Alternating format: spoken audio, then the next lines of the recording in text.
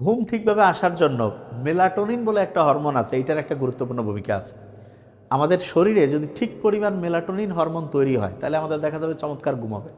তা বেশিরভাগ ক্ষেত্রে যে আমাদের ঘুম ঠিক সময় আসে না, তার মানে যেই সময় আমাদের যতটুকু মেলাটোনিন তৈরি হওয়ার কথা সেটা হয় না। আর প্রশ্ন হলো এইটা কিভাবে তৈরি হবে।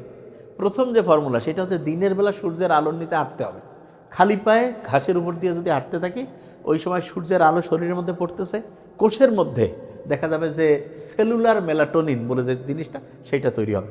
এবং এটা দুইটা জিনিসের কাজ করে। একটা হচ্ছে এটা অ্যান্টি ডিপ্রেসেন্ট। ওই যে অনেকে আছে না ডিপ্রেশনের মধ্যে ভোগে, দেখা যাবে যেই লোক ডিপ্রেশনের মধ্যে থাকে তাকে যদি আমরা রোদের মধ্যে সূর্যের আলোর নিচে ঘাসের উপর দিয়ে খালি পায়ে হাঁটতে বলি, দেখা যাবে তার শরীরে মেলাটোনিন তৈরি হচ্ছে, এইটা ডিপ্রেশনের বিরুদ্ধে কাজ করতেছে। এবং আরেকটা ইন্টারেস্টিং জিনিস আছে, সেটা কি, সেটা হচ্ছে এইটা বলা যেতে পারে অ্যান্টি অক্সিডেন্ট হিসাবে কাজ করে। তার মানে এইটা আমাদের শরীরে তারুণ্য ধরে রাখে এবং একই সাথে দেখা যায় যে রোগ প্রতিরোধ ক্ষমতা যেটা আছে এটাও বাড়ায় দিতে পারে।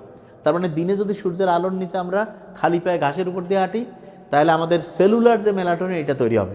আরেকটা ইন্টারেস্টিং জিনিস আছে, সেটা কি, রাতের বেলাও যাতে মেলাটোনিন তৈরি হয়। এটা কিভাবে হবে, রাতের বেলা যখন সূর্য ডুবে গেল তখন ন্যাচারাল যে লাইট, এই লাইটটা তো তখন নাই, তখন এই কৃত্রিম যে আলো ব্লু রে এইটা যত কম তৈরি হবে তত আমাদের পিনিয়াল গ্রন্থি যেটা আছে মস্তিষ্কের পিছনের দিকে থাকে ওইখান থেকে মেলাটোনিন তৈরি হবে। তার মানে হচ্ছে দিনের বেলা সূর্যের আলোর নিচে যাওয়া এবং রাতে ব্লু রে, যেমন মোবাইল তারপরে টেলিভিশন এগুলোর থেকে যে ডিভাইস থেকে যে রেটা আসে এইটা যাতে সরাসরি আমাদের চোখের মধ্যে না যায়।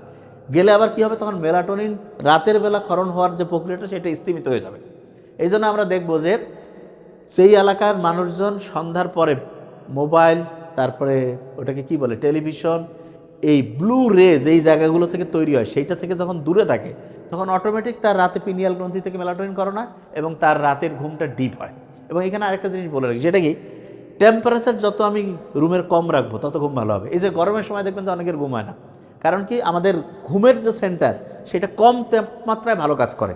তাপমাত্রা যদি খুব বেড়ে যায়, যেমন গরমের দিন বা খুব কারেন্ট চলে গেছে, গরম লাগতেছে, ওই সময় কিন্তু ঘুম ভেঙে যায়। লক্ষ্য করে দেখবো একদম শরীর ঘেমে টেমে একাকার, ঘুম ভেঙে গেছে। কেন? কারণ ওই সময় আমাদের যে ঘুমানোর সেন্টারটা সেটা ঠিকভাবে কাজ করতে পারে না। তাহলে ঘুমানোর সেন্টার ঠিকভাবে কাজ করার জন্য টেম্পারেচার রুমের একদম লো রাখতে হবে। কত লো? ইন্টারন্যাশনালি বলে যে বাংলাদেশের প্রেক্ষাপটে বলা যেতে পারে 18-20 ডিগ্রি সেলসিয়াসের নিচে যদি থাকে ঘুমটা অসাধারণ হবে, অসাধারণ ঘুম হবে। আর যদি ইয়াতে থাকি, ওটাকে কি বলে, যে রুমের মধ্যে যদি কোনো আলো না থাকে, ইসলামে কিন্তু একটা সম্ভবত মোহাম্মদ ইসলামের একটা হাদিসেও আছে যে আমরা যখন ঘুমাবো তখন যাতে অন্ধকারাচ্ছন্ন করে রাখি, কারণ অন্ধকার রুমে আমাদের পিনিয়াল গ্রন্থি থেকে মেলাটোনিন তৈরি হবে এবং ইনশাআল্লাহ আমাদের মেলাটোনিন যত ভালোভাবে তৈরি হবে ঘুমের প্রক্রিয়াটা তত গতিশীল হবে। এখানে আরেকটা কাজ করতে পারি, ঘুমানোর আগে একটু নামাজ পড়ার জন্য ওই যে আমরা যে উজু করি সেই উজুটা করতে পারি। চাইলে কেউ হচ্ছে একটু কুসুম কুসুম গরম পানি দিয়ে গোসলও করে ফেলতে পারি। আর যদি ঘুম না আসে, বুক ভরে শ্বাস নিব, ধরে রাখবো, ছাড়বো এবং ইনশাআল্লাহ ধর্মীয় যে নামগুলো আছে ইসলামের দিক থেকে এইটা যদি আমরা স্মরণ করি তখন টেনশন অ্যাংজাইটি কমে যাবে। আমাদের যে ঘুম আসে এই ঘুমের পিছনে কিন্তু একটা হরমোন কাজ করে যার নাম হচ্ছে মেলাটোনিন। এই মেলাটোনিন হরমোনটা যখন ঠিকভাবে ঠিক সময়ে হচ্ছে তৈরি হবে তখন দ্রুত আমরা ঘুমাইতে পারবো। তো অনেকে মনে করে যে আচ্ছা মেলাটোনিন হরমোন এটা ঠিকভাবে শরীরে যাতে ঠিক সময়ে আসে, এটার সিস্টেমটা কি?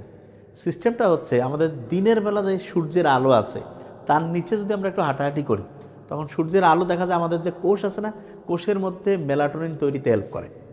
তার মানে দিনের বেলা সূর্যের আলোর নিচে গেলে এই কোষের মধ্যে মেলাটোনিন ক্ষরণ হবে এবং এতে দুইটা লাভ আছে। একটা হচ্ছে এটা রোগের বিরুদ্ধে ফাইট করে, কারণ মেলাটোনিন হচ্ছে এমন একটা জিনিস যেটা অ্যান্টি অক্সিডেটিভ।